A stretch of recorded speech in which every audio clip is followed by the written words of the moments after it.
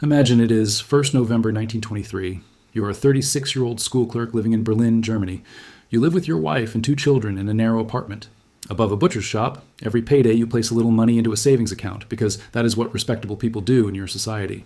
In the kitchen drawer sits your bank book, its stamped entries adding up to years of caution, missed holidays, repaired shoes, and cold walks instead of tram fares. Each morning you button the same dark coat, stop for bread, then take the train to your office believing that patience and steady work still mean something. You're not rich, but you are careful, and careful men are supposed to survive hard times. Last month, your savings could still buy furniture and coal for winter. Maybe they could even buy lessons for your eldest son. If you have ever wondered why a savings account can turn from safety into a trap, stay with me. What you're about to hear is not a theory. It is a pattern. It has happened before many times throughout history across the entire world. And if you find value in this kind of historical clarity, subscribing takes 2 seconds and keeps you ahead of what most people never see coming. Today, before you reach the bank, the price of bread changes again. By noon, it changes again. By evening, the number in your passbook still looks large, but it buys less than it did at breakfast. The account is not growing, it is rotting. It is like storing winter apples in a cupboard while the house is on fire. The apples are still there, but their future is gone. And that is what this story is really about, not just Germany's famous hyperinflation of 1923. Back then, $1 eventually cost trillions of marks, but we are looking at what happened to ordinary savings when money itself stopped being a store of value. This simply means it could no longer hold purchasing power from one day to the next. This matters because many people think a savings account is safe. History shows it is only as safe as the money inside it, the banking system around it, and the state standing behind both at that time. Before we go further, there is something important to understand. A savings account feels solid because the number does not move backward on the page. It sits there like a brick wall. But in a currency crisis, that wall is painted on canvas. The trick is that most people do not save goods. They save claims on goods. A bank balance is a promise. It is a ticket. And that ticket only works if the currency stays trusted. When governments spend far more than they can honestly tax, and when central banks create new money to fill that hole, more and more claims start chasing goods. Then more claims chase the same amount of bread, coal, shoes, meat, rent, and fuel. Then comes the second stage where people finally notice the shift. They rush to spend money faster because holding it feels dangerous. Economists call this velocity, which means the speed at which money moves from hand to hand. In normal times, money is a bucket. You can leave water in it for later. In hyperinflation, the bucket turns to wire mesh. The faster you pour, the less you keep. Another way to see it is this. A savings account is cash wearing slower shoes. It looks calmer than the notes in your pocket because it stays in the bank. But if the unit itself is collapsing, the account is still running the same race. It is just falling behind in silence. That is why savings accounts became such a cruel illusion in Germany. The number remained, but meaning vanished. The passbook looked alive, even as its buying power bled out on the floor. Once you see that, the whole period becomes clearer and more terrifying. Hyperinflation was not simply prices going up. It was time breaking between earning and spending. It was the death of the gap between payday and tomorrow. This brings us directly to Germany. The roots of the disaster were planted long before the famous photographs of children building towers from banknotes. In 1914, Germany left the gold standard, which means banknotes were no longer anchored to a fixed amount of gold. The war was financed by borrowing. That choice mattered. It pushed the cost into the future. After the war, the future arrived all at once. Germany carried huge debts and reparations. Its politics were weak. Its society was bitter. And in 1923, after French and Belgian troops occupied the Ruhr, the government paid striking workers to resist. That passive resistance was financed with printed money. At first, many ordinary Germans still behaved as if the world was normal and disciplined. That may be the most chilling part. Children still went to school, clerks still filed papers, parents still planned weddings believing discipline would be rewarded. But the floorboards were already soft. According to a table reproduced by Facing History, $1 US was worth 4.2 marks in 1918. It rose to 75 marks in 1921, 400 marks in 1922, 7,000 marks in January 1923, 160,000 in July 1923, and 1 million in August. Then 1.3 billion on November 1923, 1.3 trillion on 15th November, and 4.2 trillion on 16th November 1923. Think about that measuring stick shrinking. The stick itself was shrinking in your hand while you were trying to measure a room. This was not abstract. It invaded kitchens and cafe tables.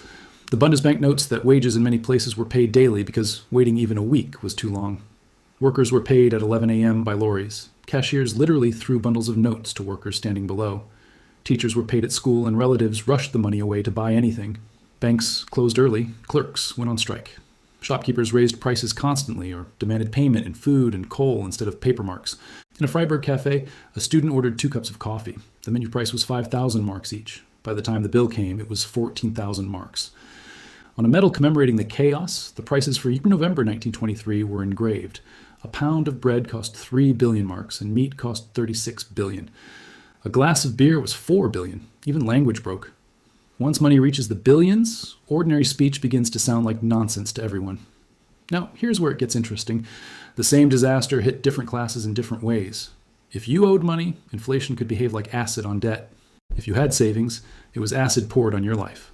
The Bundesbank noted that hyperinflation almost completely devalued all financial assets and liabilities. The state benefited most. German war debt, once valued at 154 billion marks, was effectively crushed to 15.4 Pfennig when the Rentenmark arrived. That single fact tells you almost everything. The saver lost, the debtor won. The government, the biggest debtor of all, escaped through the fire door. For ordinary savers, the damage was intimate.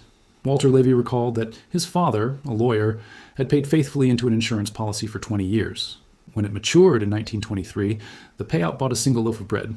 Widows dependent on insurance were ruined, and pensioners could not buy coffee. Sebastian Hafner wrote that anyone with savings in a bank or bonds saw their value disappear overnight, whether it was a tiny fund or a fortune.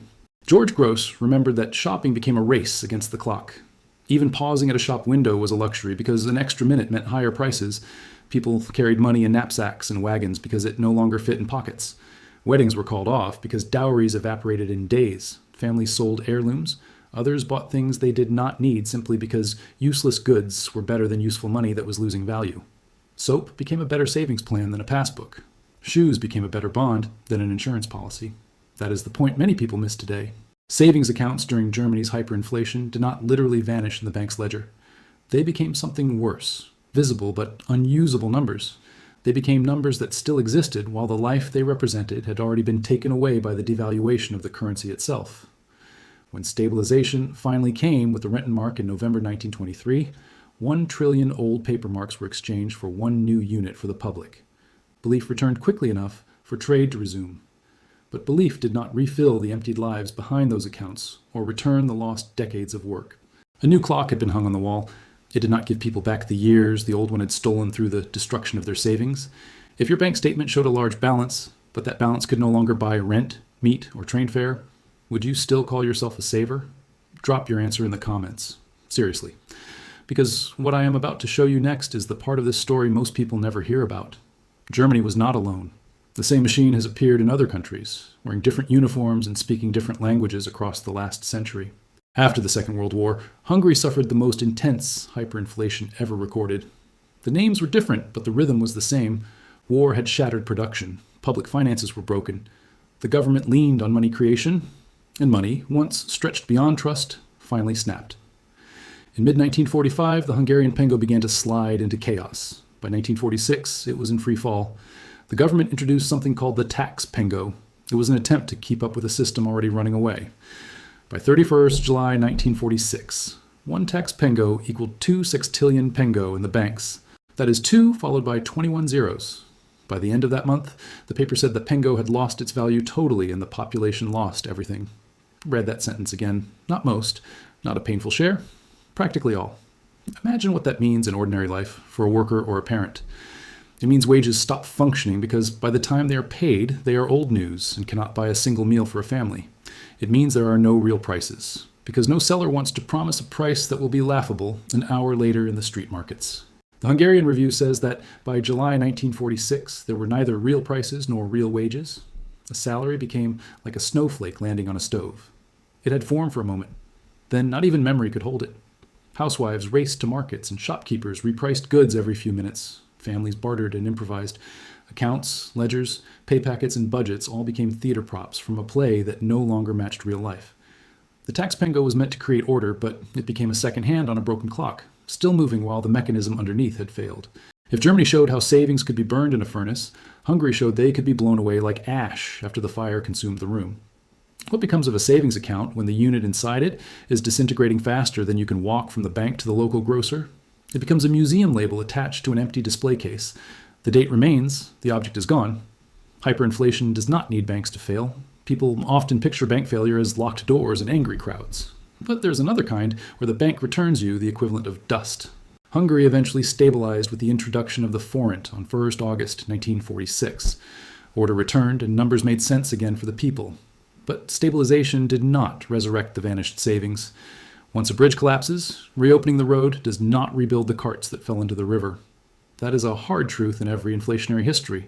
Recovery can stop further damage, but it does not restore what cautious people already lost forever. Zimbabwe, in the late 2000s, showed the same pattern. The country had deep political and economic wounds, falling output and collapsing production. The central bank was effectively printing money to carry out government spending. Once again, too much money chased too few goods in the marketplace. Confidence shattered. Savings were fed into a furnace with no off switch. By late 2008, the collapse had become almost surreal for everyone involved. One widely cited estimate put Zimbabwe's monthly inflation in mid-November 2008 at 79.6 billion%. The Reserve Bank issued notes in the trillions. This included the famous 100 trillion Zimbabwe dollar note. One report noted that an ATM gave a data overflow error because numbers no longer fit. When inflation reaches the point that a machine built to count money can no longer count money, the breakdown is no longer theoretical but physical. For ordinary people, bank savings became an exercise in humiliation. A balance could sit there while transport fares and bread sprinted away in price. A worker paid on Friday could be poor by Saturday morning. Shops emptied. Prices had to be rewritten again and again by the merchant class.